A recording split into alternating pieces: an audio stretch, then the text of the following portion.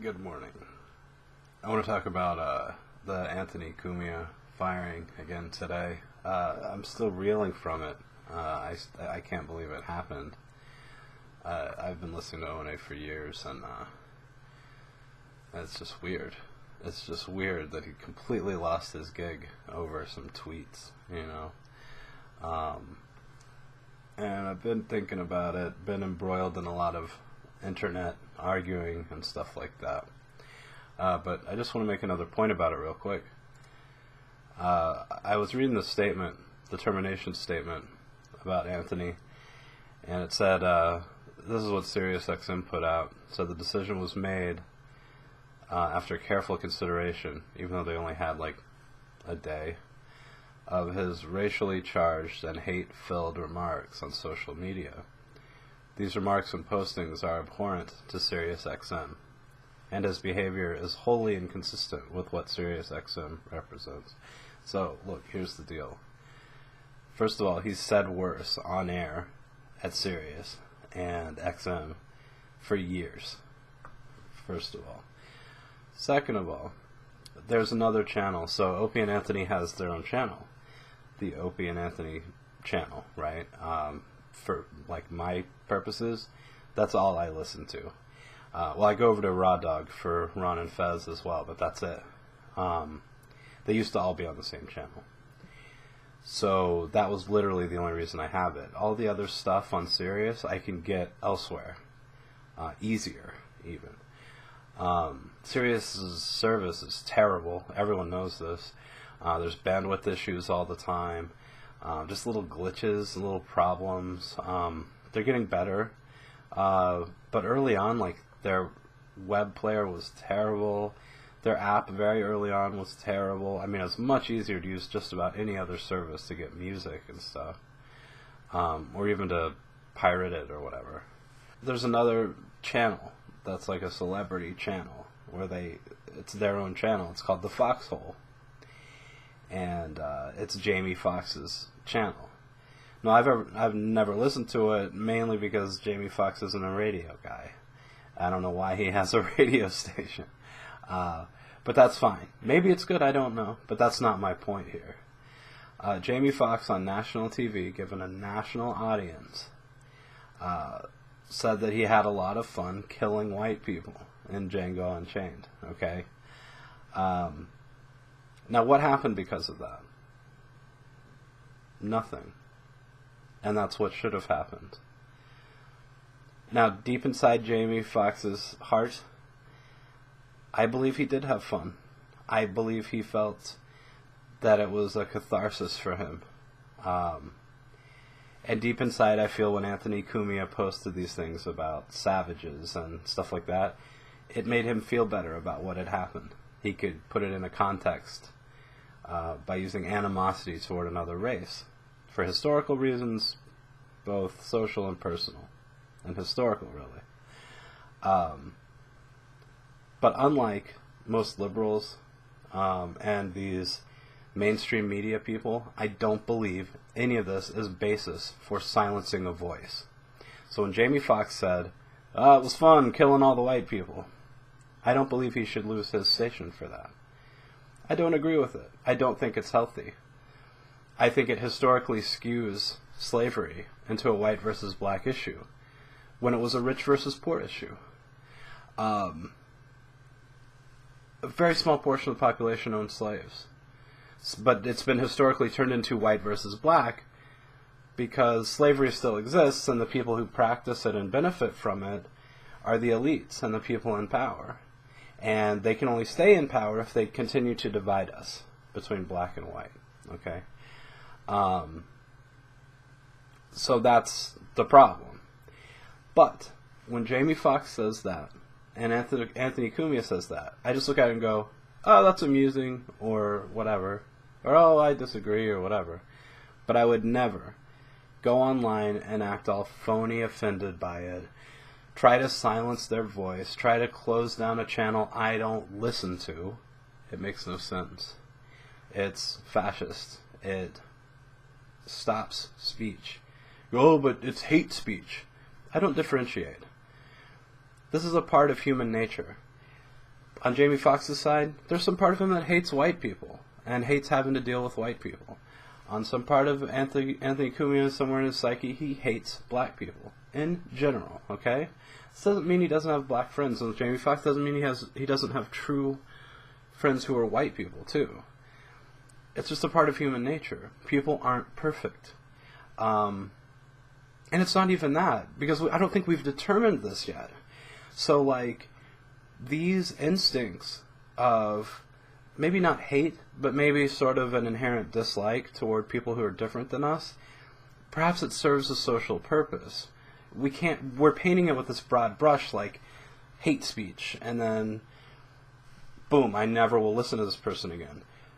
But maybe it comes from a rational place. Maybe it's irrational to go, oh, we're all equal and we're all exactly the same. Because we know deep down that's not true. Culturally and historically and for all these other reasons, we're not all the same. We're not. It's a stupid thing to say. Me and LeBron James, we're not the same, right? Okay, so, and in that regard, I want to read some great comments I got on my last Anthony Cumia video. So this guy named Try Hard or Nah, he posted some really brilliant ideas. Lol, this ugly ass old fat white guy just responded to my comment. I'm supposed to pretend this guy is my equal? Really? Come on. I'm supposed to pretend that this is a discussion between equals because I was given this liberal education where all races are equal, blah, blah, blah. No, this guy clearly isn't my intellectual equal. Or most people I know, or most people I would consort with.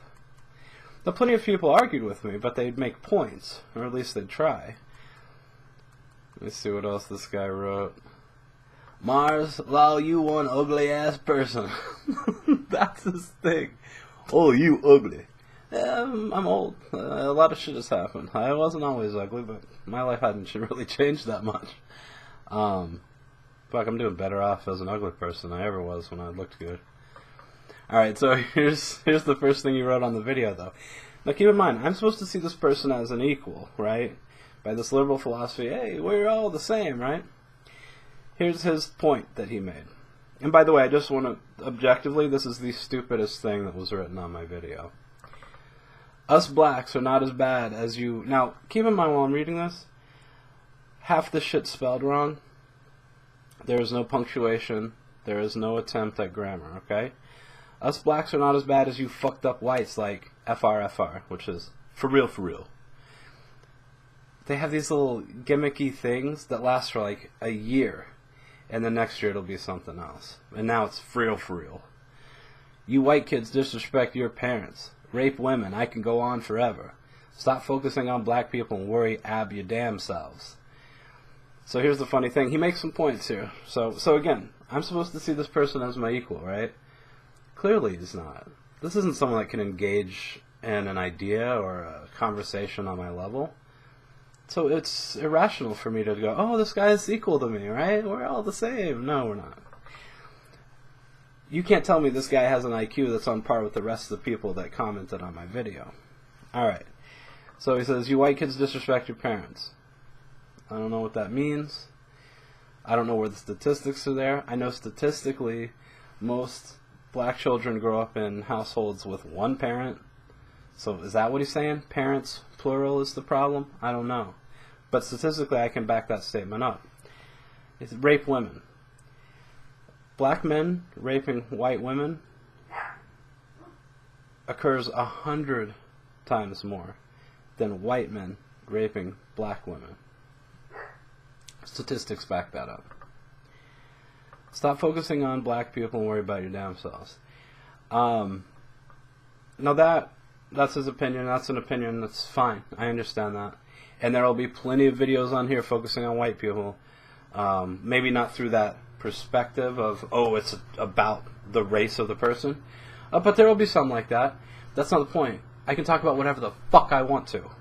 And you should be able to, too. Your stupid, incoherent shit, if you want to put that in a video and put that out there, you can do that, too. That's what I'm saying. That's what I'm arguing for. Free speech. The ability to have these conversations. okay?